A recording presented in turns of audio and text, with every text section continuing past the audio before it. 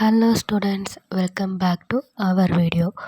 இந்த வீடியோவில் பருவம் 3 இயல் 1, 2 6ஆம் வகுப்போட பாடம் தான் பார்க்க போகிறோம். அதாவது 6th book unit 1 and 2 term 3யோடது. 4 வகை சொற்கள் அண்டு பெயர் சொற்கள். இதுக்கு முன்னாடி டேர்ம் 1, டேர்ம் 2 ஏற்கனவே அப்லோட் பண்ணியிருக்கேன். பார்க்காதவங்க பார்த்துட்டு வாங்க. அதே மாதிரி டிஎன்பிஎஸ்சி குரூப் எக்ஸாமுக்கும் பேசிக்ஸ் தமிழ் தெரிஞ்சுக்கிறது ரொம்ப நல்லது. தமிழ் மீடியம் ஸ்டூடெண்ட்ஸ் தமிழில் அட்டன் பண்ணுவீங்க இல்லையா, அதனால் நீங்களும் இந்த வீடியோ பார்க்கலாம். 6th ஸ்டூடெண்ட்ஸ்க்கு நான் நடத்துகிற வீடியோ புரியலன்னா கீழே கமெண்ட் பண்ணுங்கள், இன்னும் தெளிவாக நடத்துகிறேன். அதாவது 4 வகை சொற்கள். 4 வகை சொற்கள் அப்படின்னா என்னன்னா, அதாவது இலக்கண அடிப்படையில் பெயர்ச்சொல், வினைச்சொல், இடைச்சொல், உரிச்சொல் அப்படி நம்ம 4 வகையாக பிரிக்கிறோம். அதாவது ஒரு எழுத்து தனியாக வந்தாவோ இல்லை ஒன்றுக்கும் மேற்பட்ட எழுத்துக்கள் தொடர்ந்து வந்தாவோ அதை சொல் அப்படின்னு நம்ம சொல்கிறோம். இப்போ ஈ, பூ, மை, கல், கடல், தங்கம், இதில் ஈ, பூ, மை இது 3மே ஓர் எழுத்து. அதே கல், கடல், தங்கம் இதெல்லாம் ஓர் எழுத்துக்கு மேற்பட்டு வருது. இதை சொல் அப்படின்னு சொல்கிறேங்க. பெயர் சொல் அப்படின்னா அதாவது ஒரு பொருளுக்குடைய தனித்துவமான பெயரை தான் நம்ம பெயர் சொல் அப்படின்னு சொல்கிறாங்க. பாரதி, பள்ளி, காலை, கண், நன்மை அதாவது இது மட்டும்தான் இதுக்கு பொருந்தும். இப்போ ஒரு பொண்ணோட பேருனா பாரதி. இப்போ ஒரு கல்லை காட்டிட்டு இதுக்கு பேர் என்னன்னா கல். இதுக்கு தனித்துவமான ஒரு பேர் இருக்கு இல்லையா, அதை பெயர் சொல் அப்படின்னு சொல்லுவோங்க.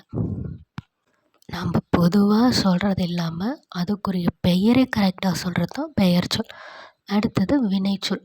அதாவது நம்ம செய்கிற செயலில் குறிக்கிற சொல்ல வினைச்சொல் அப்படின்னு சொல்கிறோம். அதாவது வா, போ, இழு, விளையாடு, இங்கே வா, அங்கே போ இந்த மாதிரி சொல்கிறாங்க இல்லையா, அந்த வா, போ இதெல்லாம் வினைச்சொல். இடைச்சொல் அப்படின்னு பார்த்தீங்கன்னா பெயர் சொல்லையும் வினை சொல்லையும் சார்ந்து வர சொல்ல இடைச்சொல் அப்படின்னு சொல்கிறேங்க. இதுக்கு 3 எடுத்துக்காட்டு கொடுத்துருக்காங்க பாருங்கள். மற்று, ஐ, இப்போ தந்தை, தாய் இப்படின்னு நாம் சொல்கிறோங்க. ஆனால் அதை ரெண்டையும் சேர்த்து சொல்லும்போது தந்தையும் தாயும் அங்கே வருது இல்லையா, இதை இடைச்சொல். அடுத்தது ஒருவர்ன்றது தனியாக சொல்கிறது. அதே மற்றொருவர்னால் வேறு 2 பேர் இருக்காங்க. அடுத்தது ஐ, திருக்குறள்ன்றது பொதுவாக சொல்கிறது. திருக்குறளை எழுதினான் அப்படின்றங்க இல்லையா, அதுதான் ஐ. இதெல்லாம் இடைச்சொல். அடுத்தது உரிச்சொல். பெயர் சொல், வினைச்சொல் அதை மிகைப்படுத்தி சொல்லுவதை உரிச்சொல் அப்படின்னு சொல்கிறாங்க. இப்போ நகரம் அப்படின்றது ஒரு பெயர் சொல். அது இன்னும் மேலும் சிறப்புப்படுத்தி சொல்கிறாங்கன்னா மாநகரம். அதுக்கு மான்ற எழுத்து யூஸ் ஆகுது. சிறந்தது வினைச்சொல். சால சிறந்தது, ரொம்ப நல்லது அப்படின்றதுக்கு நம்ம சாலன்ற வார்த்தைகளை மா, சால இந்த மாதிரி அதை மிகப்படுத்தி சொல்கிறத உரி சொல் அப்படின்னு சொல்கிறாங்க. அடுத்தது இயல் 2 பார்க்கலாமா. அடுத்தது பெயர் சொல். பெயர் சொல்ல அது இன்னும் கொஞ்சம் விரிவாக கொடுத்துருக்காங்க. இப்போ மரம், பள்ளிக்கூடம், சித்திரை, கிளை, இனிப்பு, பாடுதல் இதெல்லாம் ஒரு சொல். இது ஒரு பெயரை குறிக்கிறதுனால இது பெயர் சொல் அப்படின்னு சொல்கிறேங்க. அதாவது ஒரு பொருளையோ இல்லை ஏதோ ஒன்று அதுக்குரிய பெயரை வச்சு சொல்கிறது தான் பெயர் சொல் அப்படின்னு சொன்னோம் இல்லையா, அதை இங்கே 6 வகையாக பிரிக்கிறாங்க. பொருட்பெயர், இடப்பெயர், காலப்பெயர், சினைப்பெயர், பண்பு பெயர், தொழிற்பெயர். ஃபஸ்ட்டு பொருட்பெயர் அப்படின்னு என்னன்னு பார்க்கலாமா. அதாவது பொருட்பெயர்னால் அது உயிருள்ள பொருளையோ இல்லை உயிரில்லாத பொருளையோ குறிக்கிறத பொருட்பெயர் அப்படின்னு சொல்கிறாங்க. மரம், செடி, மயில், பறவை, புத்தகம், நாற்காலி இதுக்கெல்லாம் அதனுடைய பேருன்னு ஒன்று இருக்கு இல்லையா, அதை தான் பொருட்பெயர். இப்போ மரம்னா நிறையா மரம் இருக்குது, ஆனால் மரன்றது ஒரு பொருள், செடின்றது ஒரு பொருள். அது ஒரு பொருளை நம்ம சொல்கிறதுனால தான் அதுக்குரிய பெயரை குறிப்பிட்டு நம்ம சொல்கிறதுனால இது பொருட்பெயர் அப்படின்னு சொல்கிறாங்க. அடுத்தது இடப்பெயர். அதாவது ஒரு இடத்தினுடைய பெயரை நம்ம சொல்கிறோங்க இல்லையா, அது இடப்பெயர். இப்போ சென்னைன்றது ஒரு இடம், பள்ளின்றது ஒரு இடம், பூங்கான்றது ஒரு இடம். அதே பாம்பன்றது ஒரு இடமா இல்லை, அது எங்கே வேணாலையும் போகலாம். இப்போ ஒரு இடத்த மட்டும் குறிப்பிட்டு சொன்னால் அது இடப்பெயர். அடுத்தது காலப்பெயர். காலப்பெயர்னா ஒரு காலத்தை குறிக்கிறது. இப்போ நிமிடம்னா ஒரு நிமிஷம் அப்படின்னு சொல்கிறாங்க இல்லையா? ஒரு நிமிடம்னா அதுக்குன்னு ஒரு காலம் இருக்குது. நாள் நாள்னா இன்னைக்கு என்ன நாள், நேற்று என்ன நாள், வாரம் இந்த வாரம், போன வாரம். சித்திரைன்றது ஒரு மாதம், ஆண்டுன்றது ஒரு காலம். இதெல்லாம் காலம். இதை வந்து காலப்பெயர் அப்படின்னு சொல்கிறாங்க. அடுத்தது சினைப்பெயர். சினைப்பெயர் அப்படின்னா ஒரு பொருளோட உறுப்பு. அது என்ன வேணாலும் இருக்கலாம். இப்போ மரத்தில் ஒரு உறுப்புனா கிளை, தண்டு இந்த மாதிரி இருக்குது. அதே நம்மளுடைய உடம்புல பார்த்தீங்கன்னா கை, கால் இந்த மாதிரி இருக்கு இல்லையா? இந்த மாதிரி அந்த உறுப்பு குறிக்கிற சொல் பேர் சினைப்பெயர் அப்படின்னு சொல்கிறாங்க. அடுத்தது பண்பு பெயர். ஒரு பொருளுடைய பண்பை நம்ம சொன்னால் அது பண்பு பெயர். இப்போ ஒரு ஏதோ ஒன்று காட்டி இது எப்படி இருக்குன்னு கேட்டால் நம்ம வட்டமாக இருக்குது, சதுரமாக இருக்குது அப்படின்னு சொல்லுவாங்க. அதோடைய பண்பு அது வந்து உருண்டையாக தான் இருக்கும். அப்போ அந்த பண்பை சொல்கிறது பண்பு பெயர். தொழிற்பெயர். இப்போ நாம் என்ன பண்ணுறோன்னா படிக்கிறோம், இது ஒரு தொழில். அந்த மாதிரி தொழில் பெயரை சொல்கிறது தொழிற்பெயர். படித்தல், ஆடுதல், நடுதல் இதெல்லாம் ஒரு தொழிலை குறிக்கிறது. அதனால் இதை வந்து தொழிற்பெயர் அப்படின்னு சொல்கிறாங்க. இந்த 6 வகை சொற்களுக்கு ஒரு தொடரில் அமைச்சு கொடுத்துருக்காங்க.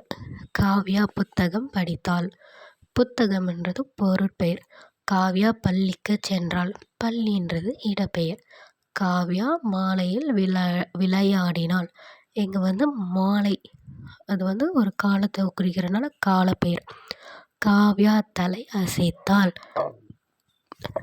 தலை வந்து சினப்பெயர். அடுத்தது காவ்யா இனிமையாக பேசுவாள். இனிமைன்றது பண்பு பெயர். காவ்யாவுக்கு நடனம் ஆடுதல் பிடிக்கும். ஆடுதல்ன்றது தொழிற்பெயர். இங்கே அவங்க ஹைலைட் பண்ணி கொடுத்துருக்காங்க இல்லையா? அதுக்கான மேனே அது என்ன பெயரில் வருதுன்றதை தான் இந்த பக்கம் கொடுத்துருக்காங்க. அடுத்தது இடுகுறிப்பெயர், காரணப்பெயர். நம் முன்னோர்கள் வந்து ஒரு பொருளுக்கு பேர் வச்சுருப்பாங்க இல்லையா? அதை தான் நம்ம சொல்லி அழைச்சிட்டு வரோம். இப்போ ஒரு சிலது வந்து அதுக்கு ஏன் இந்த பேர் வந்துச்சுன்னே நமக்கு தெரியாது. அதை வந்து இடுகுறி பெயர் அப்படின்னு சொல்கிறாங்க. அதாவது இப்போ மண், மரம், காற்று இதுக்கெல்லாம் ஏன் இந்த பேர் வந்துச்சுன்னு நமக்கு தெரியாது. இப்போ ஏதாவது ஒரு பொருளை பேஸ் பண்ணி ஒரு பேர் வச்சுருந்தா பரவாயில்ல. ஆனால் மண்ணுனா எதுக்காக அது மண்ணுன்னு பேர் வச்சுருப்பாங்க அப்படின்றது நமக்கு தெரியல. ஆனால் அதுக்கு அவங்க பேர் வச்சுருக்காங்க. இப்போ இடுகுறி பொது பெயர்னால் காமனாக எல்லாத்தையும் சொல்கிறது. காமனாக எப்படி சொல்கிறோம்? இப்போ நிறைய பல வகையான மரங்கள் இருக்குது. ஆனால் நம்ம பொதுவாக மரம் அப்படின்னு மட்டும் சொல்கிறோங்க. அதே காடு, பல வகையான காடு இருக்குது. அதை பொதுவாக எப்படி சொல்கிறாங்க? காடு. ஒரே வார்த்தையில் முடிச்சிடுறேங்க. அடுத்தது இடுகுறி சிறப்பு பெயர். சிறப்பு பெயர்னால் இதுக்கு இது மட்டும்தான் பேர், வேறு எதுவும் இல்லை அப்படின்றத தான் இடுகுறி சிறப்பு பெயர் அப்படின்னு சொல்கிறேங்க. அதாவது அந்த பொருளை மட்டுமே அது குறிக்கணும். இப்போ மரம்னா மாமரம், தென்னை மரம் அப்படின்னு சொல்லலாம். அதே காடுனா கருவேலங்காடு, முள்காடு அப்படின்னு சொல்கிறாங்க இல்லையா? இதை தான் காடு அப்படின்றாங்க. அதாவது காடுனா பொதுவான பெயர். கருவேலங்காடு அதாவது கருவேல மரம் நிறைய இருக்கிறனால அது வந்து கருவேலங்காடு அப்படின்னு சொல்கிறாங்க. மரம்ன்றதை நம்ம நார்மலாக பொதுவாக சொல்கிறது. அதே மாமரம், தென்னை மரம் அப்படின்னா அதனுடைய வகையை சொல்கிறது தான் சிறப்பு பெயர். அதனுடைய சிறப்பை மிகைப்படுத்தி சொல்கிறது சிறப்பு பெயர். அடுத்தது காரண பெயர். அதாவது காரண பெயர்னால் அந்த பொருளை பேஸ் பண்ணி அது ஒரு காரணம் இருக்குன்னு சொல்லுவாங்க இல்லையா? இந்த பேர் வச்சதுக்கு ஒரு காரணம் இருக்குன்னுவாங்க இல்லையா? அந்த காரணம் வந்து நமக்கு புரிகிற மாதிரி வச்சுருப்பாங்க. இப்போ மண்ணுனா அதுக்கு காரணம் எதனால் அதுக்கு மண்ணுன்னு வச்சாங்கன்றது நமக்கு புரியல. அதே இப்போ காரணத்தோடு வைப்பாங்க இல்லையா? இப்போ நாற்காலினா 4 கால் இருக்குது, அதனால் நாற்காலி அப்படின்னு சொல்கிறாங்க. அதனுடைய பொருள் வந்து நமக்கு புரிகிற மாதிரி இருக்கும். அதாவது அந்த பொருளை உணர்த்தி பேர் வச்சுருக்கிறத வந்து காரண பெயர் அப்படின்னு சொல்கிறாங்க. இதில் வந்து காரண பொது பெயர், காரண சிறப்பு பெயர்னு 2 இருக்குது. காரண பொது பெயர்னால் அதுக்கு ஒரு காரணம் இருக்கும். ஆனால் அதை வச்சு எல்லாத்தையுமே நம்மளால சொல்ல முடியும். இப்போ பறவைனா பறக்கிறது. அது பறக்கிறதுனால பறவை அப்படின்னு பேர் வச்சுருக்காங்க. அப்போ அந்த பறவைனா நிறைய வகையான பறவைகள் இருக்குது. இப்படி பொதுவாக இருக்கிறதுக்கு காரண பொதுப்பெயர். அடுத்தது காரண சிறப்பு பெயர். காரண சிறப்பு பெயர்னால் அது செய்கிற செயலை வச்சியோ இல்லை அதனுடைய வடிவத்தை வச்சியோ அதுக்கு மட்டும் சிறப்பாக சொல்கிறத தான் நம்ம காரண சிறப்பு பெயர் அப்படின்னு சொல்கிறோங்க. இப்போ ஒரு பறவை இருக்குது, அது மரத்தை கொத்துது, அதனால் அதுக்கு பேர் மரக்கொத்தி அப்படின்னு வைக்கிறாங்க. பொதுவாக சொல்லணுன்னா பறவை, அதனுடைய சிறப்பை சொன்னால் அது மரக்கொத்தி பறவை. அடுத்தது அணி அப்படின்றது பொது பெயர். அணினா அணிகலன்கள், அதாவது வளையல். அது வட்டமாக இருக்கிறதுனாலையும் வளையல்னு வச்சுருக்கலாம், இல்லைன்னா அது வளைஞ்சி கொடுக்கறதுனாலையும் வளையல்னு வச்சுருக்கலாம். இந்த மாதிரி அது சிறப்பை மிகப்படுத்தியோ பேர் வச்சுருக்கிறது சிறப்பு பெயர். காரணத்தை வச்சு சொல்கிறதுனால காரண சிறப்பு பெயர். இதோட இந்த லெசன் முடியுது. அடுத்த வீடியோவில் நம்ம அடுத்த லெசன் பார்க்கலாம். தேங்க்ஸ் ஃபார் வாட்சிங் அவர் வீடியோ.